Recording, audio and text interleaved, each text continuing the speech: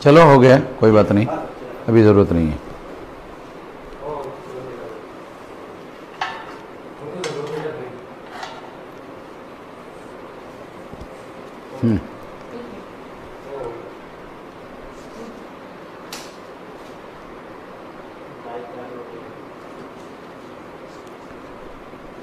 बहुजन क्रांति मोर्चा के द्वारा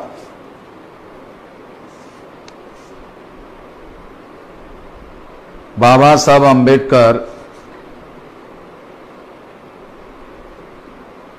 इनका 14 अप्रैल का जन्मदिन सारे देश भर में और सारे दुनिया में मनाया जाता है।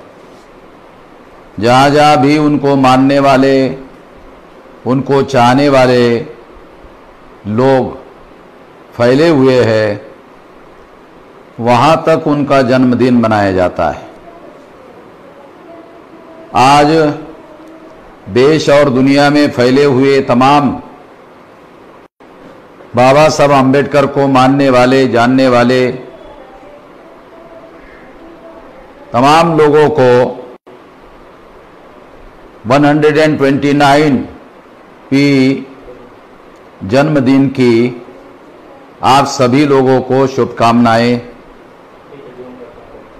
इस कार्यक्रम के माध्यम से दे रहा हूं।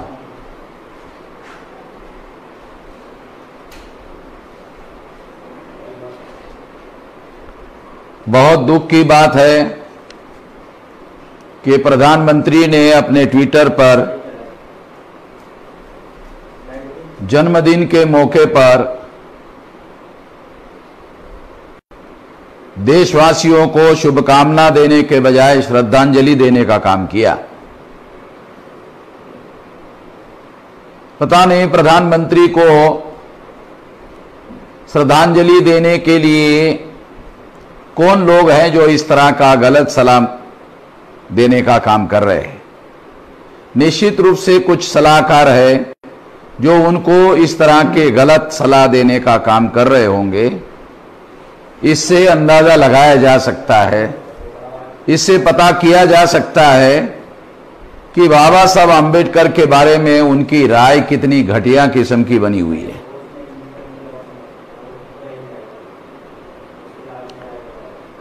हम लोगों ने कोरोना की महामारी की वजह से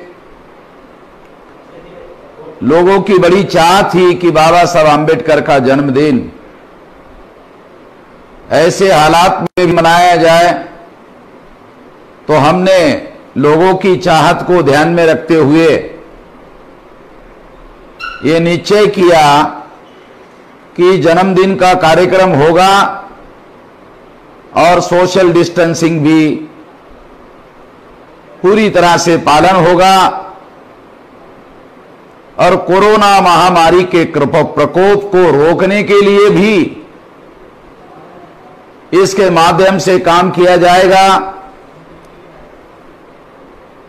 ये सारी बातों को ध्यान में रखते हुए डिजिटल जन्मदिन 14 अप्रैल का बाबा साहब अम्बेडकर का जन्मदिन डिजिटल जन्मदिन मनाने का हम लोगों ने फैसला किया और उसी फैसले के तहत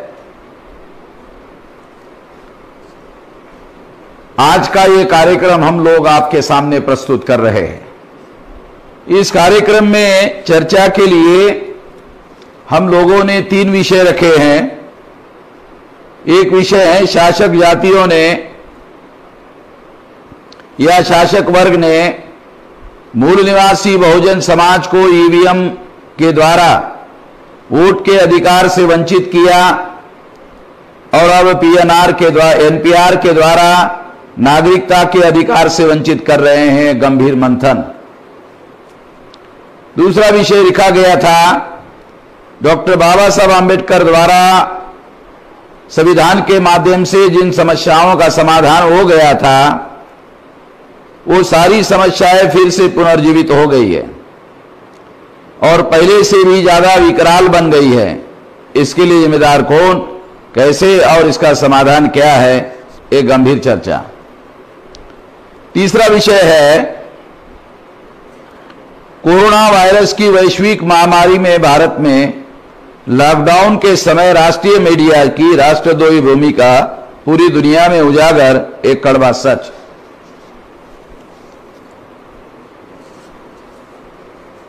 ये 3 विषय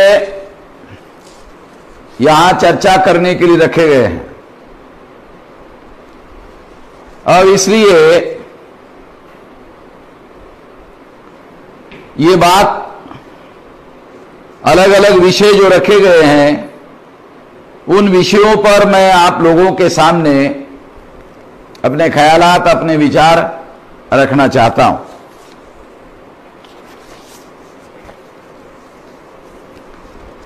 सबसे पहले हमें यह जानना होगा कि भारत में शासक जाति कौन है या भारत में शासक वर्ग आज के तारीख में कौन है। इसे जानने और समझने की देश के तमाम SC, ST, OBC और माइनॉरिटी के जो लोग हैं जिनको आजाद भारत में मजलूम बना दिया गया है, संविधान ने सभी लोगों को बराबरी का अधिकार देने के बावजूद भी उनको आजाद भारत में मजलूम बना दिया गया है। जिन्होंने मजलूम बनाया वो भारत का शासक वर्ग आज के तारीख में कौन है, इस बात को समझने की और जानने की सबसे ज्यादा जरूरत है। इसलिए इसके बारे में मैं कुछ बातें आप लोगों को बताना चाहूंगा। 14 अगस्त 1947 को अंग्रेज लोग भारत छोड़कर चले गए। 14 अगस्त 47 तक अंग्रेज भारत का शासक वर्ग थे। 15 अगस्त 47 को उन्होंने पंडित जवाहरलाल नेहरू को प्रधानमंत्री के तौर पर नॉमिनेट किया। यह नॉमिनेट करने का काम 2 सितंबर 1946 को किया।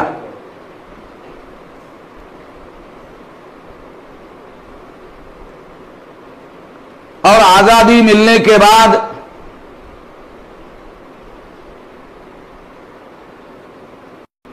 पंडित जवाहरलाल नेहरू जो काश्मीरी ब्राह्मण थे उनके नियंत्रण में भारत की सत्ता आई और उन्होंने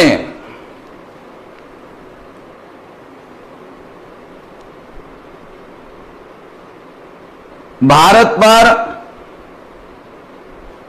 पूरी तरह से ब्राह्मणों का कब्जा करने के लिए, ताकि आजाद भारत का शासक वर्ग ब्राह्मण हो सके, उसके लिए लगातार कोशिश की।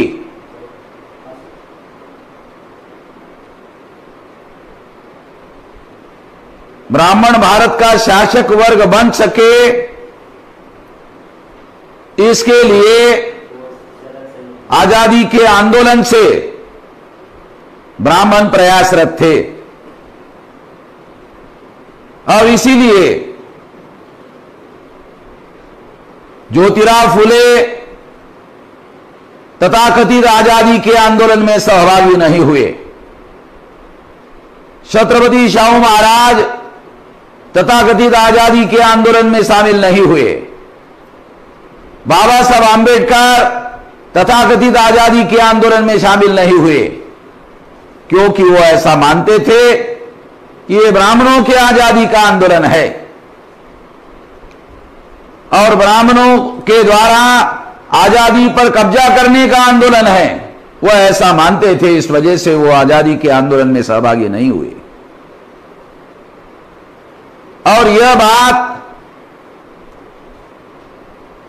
आजाद भारत में भारत पर ब्राह्मणों का कब्जा हो सके, इसके लिए ब्राह्मणों ने भारत का विभाजन करवाया।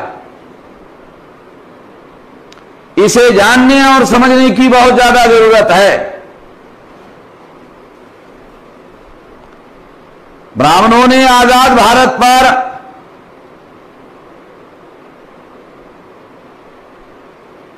कब्जा करने के लिए तमाम प्रयास किए। उसमें सबसे बड़ा संगठित प्रयास जब 26 जनवरी 1950 को देश में संविधान लागू हुआ, लागू होने के बाद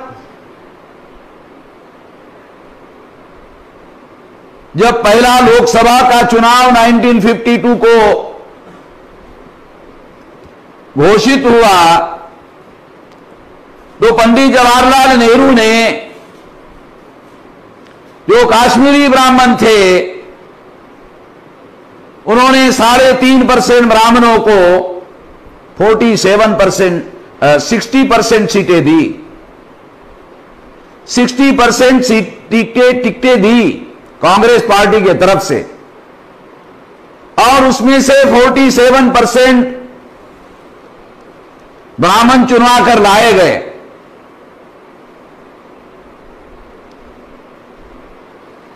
ये जो डाटा मैं आपको बता रहा हूं, ये इलेक्शन कमीशन का डाटा है और लोकसभा सेक्रेटेरिएट का डाटा है। इसके आधार पर ये बातें मैं आप लोगों को बता रहा हूं। इसे सही तरीके से जानने की और समझने की जरूरत है।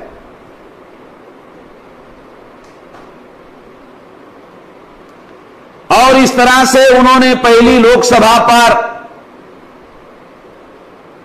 पहले संसद पर जवाहरलाल नेहरू के द्वारा ब्राह्मणों ने कब्जा किया, क्योंकि उसके पहले उन्होंने आजाद भारत पर ब्राह्मणों का कब्जा करवाया जा सके, इसके लिए भारत का विभाजन करवाया।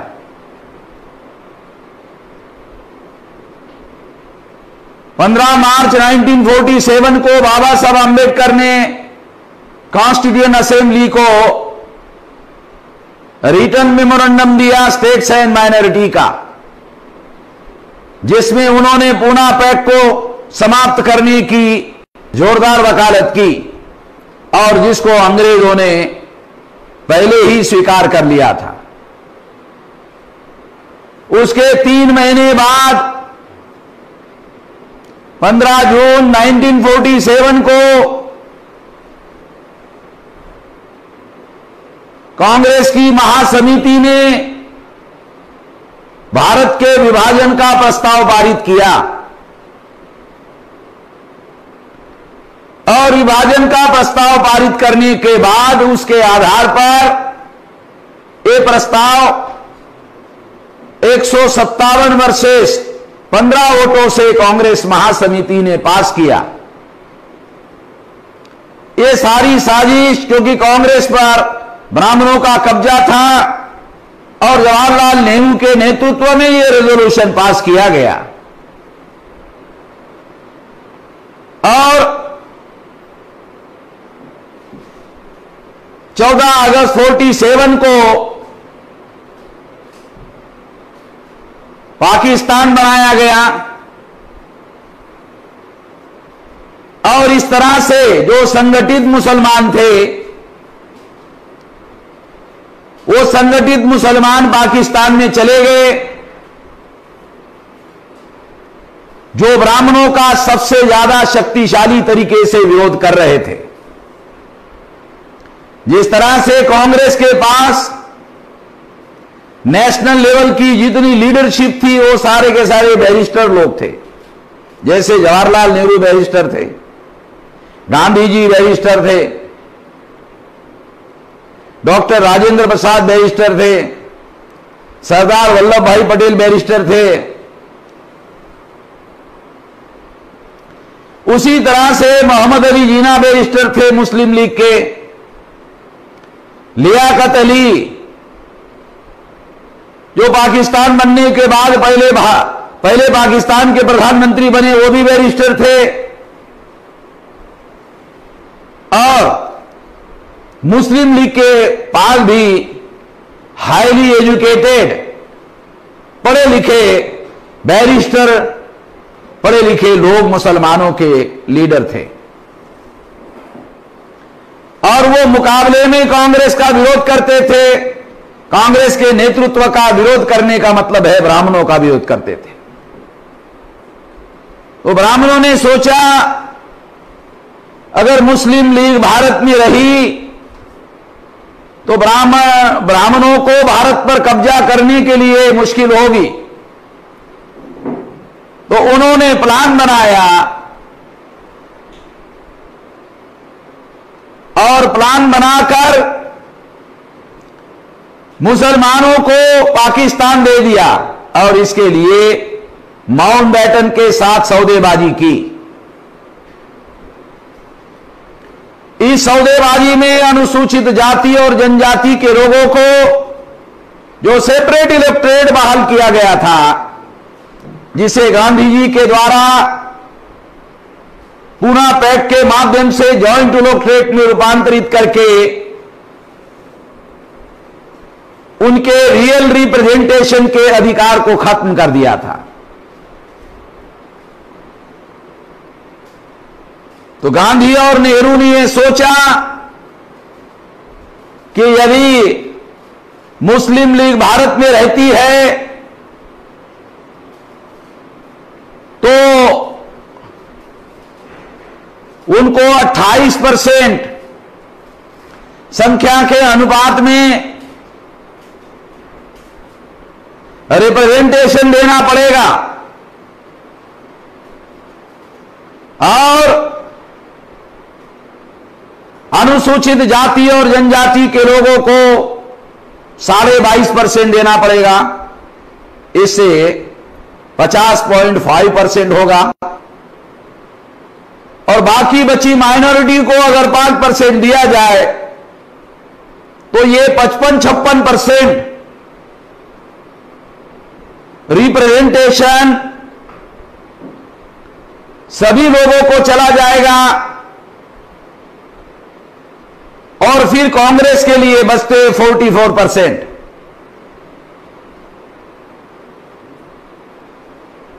यदि ऐसा किया गया, भारत का विभाजन ना करते हुए किया गया, तो कांग्रेस के ब्राह्मणों के नियंत्रण में केवल मात्र 44% ही सीटें बचेगी और जब 44% सीटें बचेगी तो 100% भी 44% सीटें कांग्रेस चुनाव जीतती है तो भी सेंट्रल गवर्नमेंट पर कांग्रेस के ब्राह्मणों ने सोचा कब्जा करना संभव नहीं है। बल्कि ऐसा अगर होता है तो अनुसूचित जाति और जनजाति के लोग और दूसरी माइनॉरिटी के लोग मुसलमानों के साथ मिलकर सेंट्रल गवर्नमेंट पर कब्जा कर सकते हैं या उनके पास बैलेंसिंग पावर रह सकता है। ऐसे स्थिति में कांग्रेस की सरकार पूरी तरह से कांग्रेस की सरकार नहीं रहेगी, ब्राह्मणों की सरकार नहीं रहेगी, ये पूरी तरह से डिपेंडेंट सरकार रहेगी और इस तरह से भारत पर ब्राह्मणों को कब्जा करना संभव नहीं होगा। इस बात को ध्यान में रखते हुए ब्राह्मणों ने प्लान बनाया कि मुसलमानों को पाकिस्तान दे दिया जाए और इस मुद्दे पर माउंटबेटन अंग्रेजों के साथ समझौता किया जाए और समझौते में अनुसूचित जाति और जनजाति के लोगों को आजाद भारत में सेपरेट इलेक्टोरेट देने की जो बाबा साहब आंबेडकर के द्वारा मांग हो रही है उसको समझौते के तहत रद्द कर दिया जाए और अंग्रेजों को इस काम के लिए मनाया जाए। माउंटबेटन ने इस बात को स्वीकार किया और इस तरह से आजाद भारत में अनुसूचित जाति और जनजाति के लोगों को, मुसलमानों को पाकिस्तान बनाने के बाद पूना पैक्ट को आजाद भारत में बरकरार रखा गया।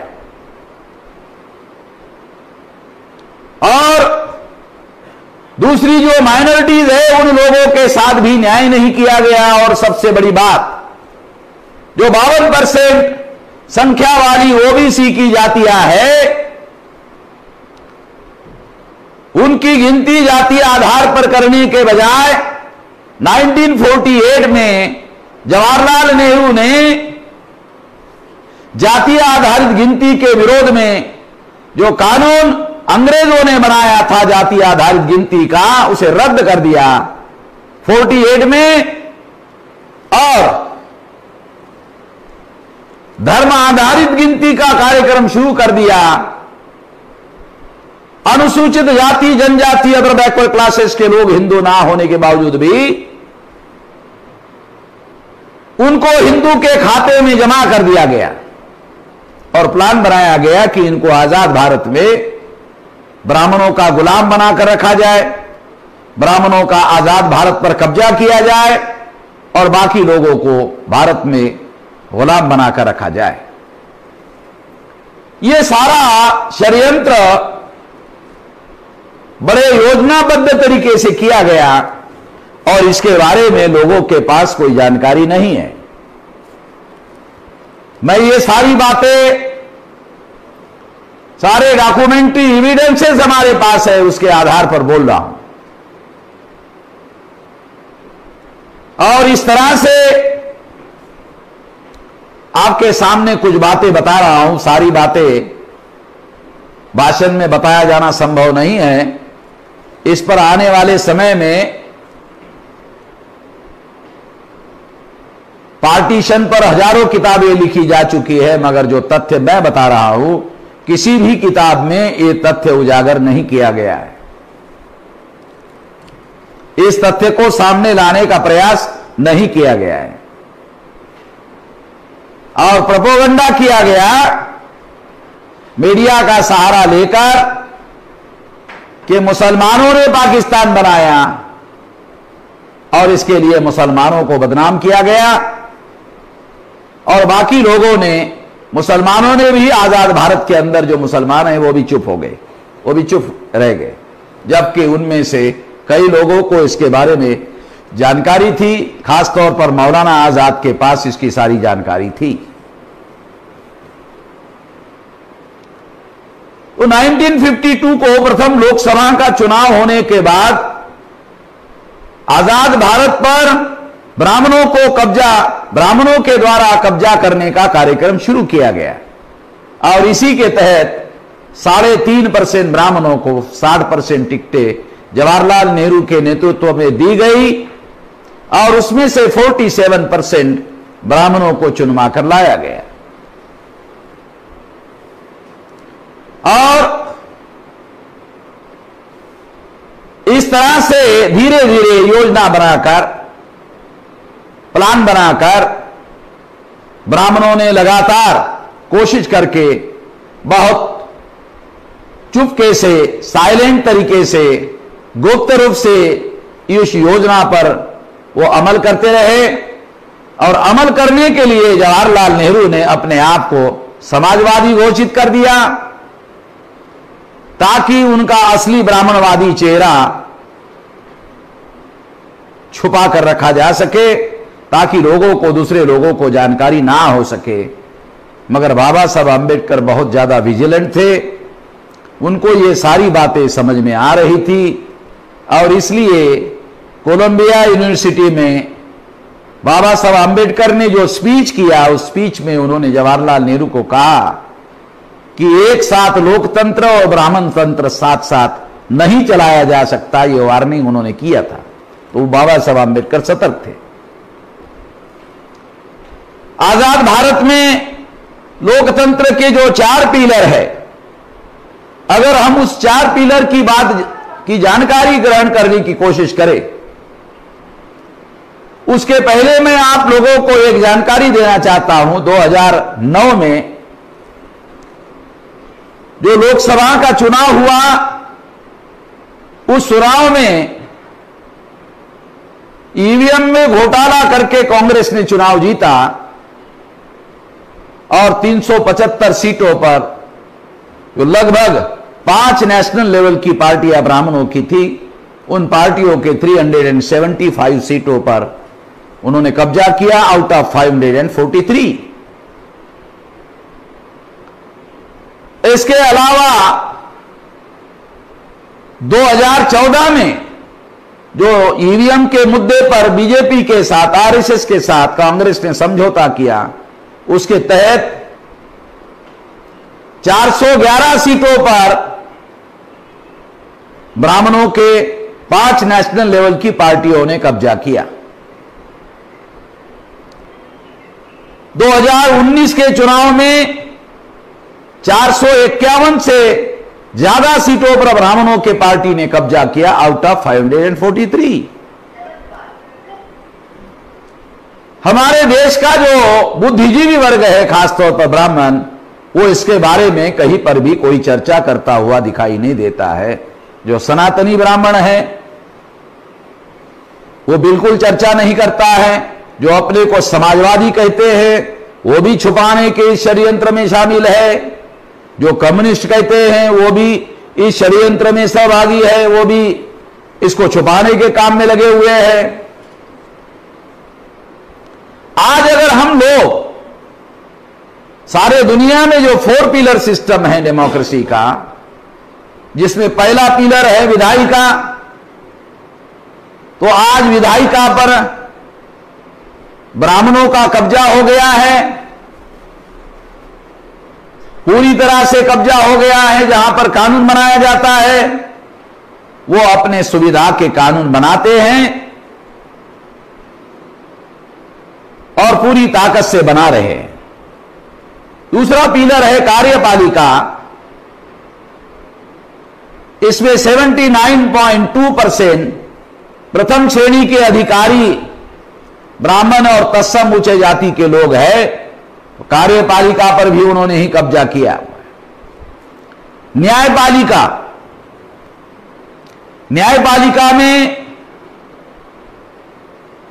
97% हाईकोर्ट और सुप्रीम कोर्ट में ब्राह्मण और तत्सम ऊंचे जाति के लोगों का कब्जा कर लिया गया है। और मीडिया, दिल्ली में एक सर्वे योगेंद्र यादव के द्वारा किया गया था। उस सर्वे में उन्होंने कहा था 97% जो पत्रकार है ब्राह्मण और तत्सम ऊंचे जाति के लोग हैं। और इस तरह से सारा का सारा कब्जा मीडिया पर भी उन्होंने किया हुआ है। मीडिया 4 प्रकार का है: electronic media, print media, traditional media, vocal media. सारे के सारे मीडिया पर उन्हीं लोगों ने कब्जा किया हुआ है। तो लोकतंत्र के चारों पिलर पर ब्राह्मणों ने कब्जा किया है। यह बात दिखाई देती है, तथ्य के आधार पर दिखाई देती है, और यह जानना और समझना बहुत ज्यादा जरूरी है। इसलिए ये बातें मैं आप लोगों को समझाने का प्रयास कर रहा हूं। दूसरी बात मैं आप लोगों को बताना चाहता हूं, वो भी महत्वपूर्ण है कि ये जो शासक वर्ग है, ये शासक वर्ग ब्राह्मण है। इस संबंध में ये बातें मैं आप लोगों को समझाने का प्रयास कर रहा हूं। तो ब्राह्मणों ने ये सारे पिलर पर कब्जा कर लिया। भारत में चुनाव होता है, रेगुलर चुनाव होता है, मगर इस चुनाव में अगर हम केंद्रीय सत्ता के बारे में बात करें तो यह दिखाई देता है कि कांग्रेस जाती है तो बीजेपी आती है, बीजेपी जाती है तो कांग्रेस आती है। 99 में पंडित अटल बिहारी वाजपेयी देश के प्रधानमंत्री थे। 2004 में चुनाव हुआ, कांग्रेस ने ईवीएम में घोटाला करके चुनाव जीता और केंद्र में कांग्रेस की सरकार आई। 2009 में दोबारा कांग्रेस की सरकार आई, तो 10 साल तक कांग्रेस ने सेंट्रल में काम किया, राज किया, और फिर उसके बाद ईवीएम का घोटाला पकड़ा गया। जब यह घोटाला पकड़ा गया तो कांग्रेस ने बीजेपी को चुप रखने के लिए समझौता किया और समझौते के तहत उनको कहा कि हमने 10 साल तक ईवीएम में घोटाला करके चुनाव जीता, आप 2014 और 2019 में घोटाला करके चुनाव जीतो। तो ये समझौते के तहत भारतीय जनता पार्टी का सेंट्रल में पूर्ण बहुमत की जो सरकार बनी, इसके पहले कभी भी नहीं बनी। नरेंद्र मोदी भारतीय जनता पार्टी के सबसे बड़े नेता नहीं है। नरेंद्र मोदी ये अटल बिहारी आडवाणी भाजपा के सबसे बड़े नेता हैं। उन्होंने भाजपा को यहां तक पहुंचाया। नरेंद्र मोदी आडवाणी अटल बिहारी का चादर बिछाने वाला कार्य करता है। आडवाणी और अटल बिहारी ने पूरी ताकत लगाकर 182 से ज्यादा सीटें कभी जितवा नहीं पाए।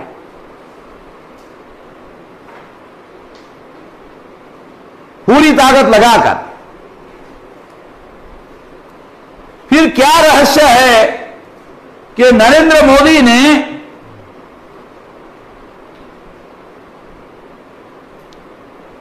दो 2014 के चुनाव में 283 सीटें कैसे जीती और 2019 के चुनाव में 303 सीटें कैसे जीती? इस रहस्य का कारण है ईवीएम मशीन।